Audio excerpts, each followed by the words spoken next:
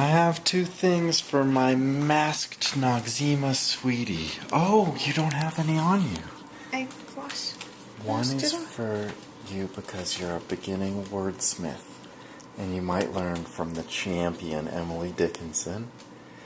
I'd love to listen to you read these poems. Really? I'd love for you to read these poems alone in your room. I'd love for you to just enjoy this in every way that you can. She's like the greatest poet that America's created, except for Robert Frost or somebody, or E.E. Cummings or somebody silly.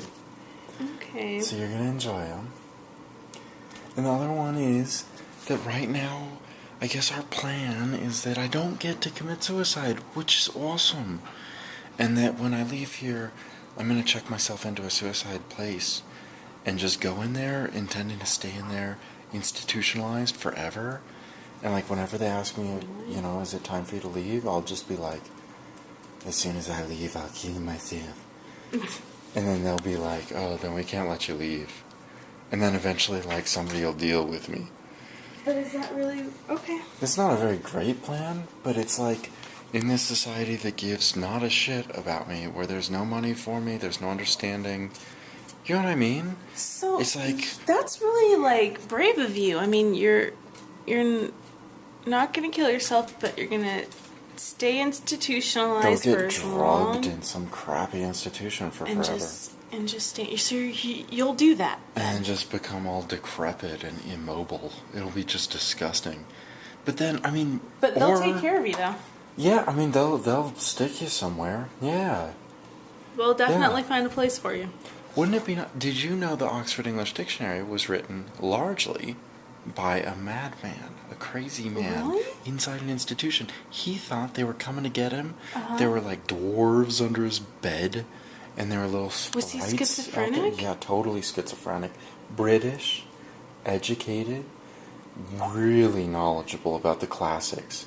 So if you want to learn where the first instance of the word phosphorus ever was, or diaspora or something, then he would just be like, this is exactly where it began, here's the quote, and he'd send in these articles to the Oxford English Dictionary, and it was like, the first one was like almost all him, like a good half or more of the contributions were his, and he was batshit bonkers crazy in this institution, lost beyond all reason, totally guano for brains, and he's sending off the whole Oxford English Dictionary. So maybe I get in the right institution, and then you'll have some time to actually do something. Oh my god. Maybe.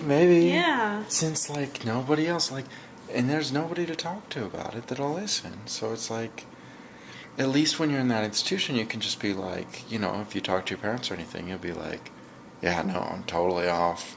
I'm going to kill myself, you know, it's bad. Yeah. Whereas now, if I say it or something, or if I'm like, yeah, I see this future as being one where it's like euthanasia, they just shut off. They don't, you know, they don't listen. They don't care, you know. So that's the good news. That is good news. No and suicide. You're sticking to it. It's not like a variable thing. I mean, Well, I'm very variable, honey. But I'm not going to stick to anything. Anything ever. But yeah, I think it's a better plan. It is. And about progressiveness is that when you have a better plan, that's the best you get. And then you got to create a better one above that. And so that's what a real variable's about. It's like, if you find that x does not equal 2, you want to check if it means 2.001 next, right? And if you find that's not the case, maybe 2.002.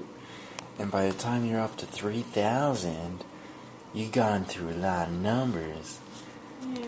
But that's getting better all the time. And then you discover it was 1.98. Oh, no. Good night, love. Good night. So that's a good message to end on for right now.